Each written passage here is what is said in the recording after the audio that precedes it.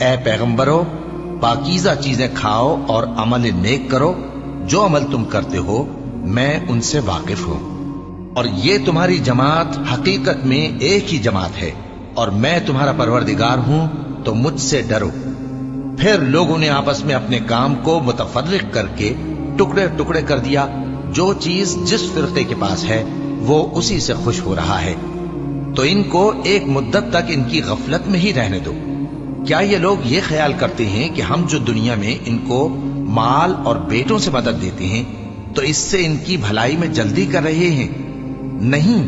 بلکہ یہ سمجھتے ہی نہیں۔ جو لوگ اپنے پروردگار کے خوف کی وجہ سے ڈرتے ہیں، اور جو اپنے پروردگار کی آیتوں پر ایمان رکھتے ہیں،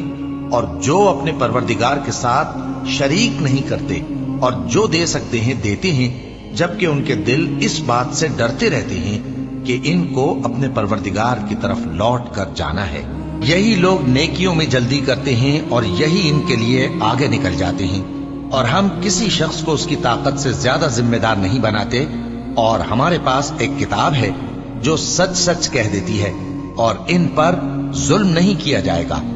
مگر ان کے دل ان باتوں کی طرف سے غفلت میں پڑے ہوئے ہیں۔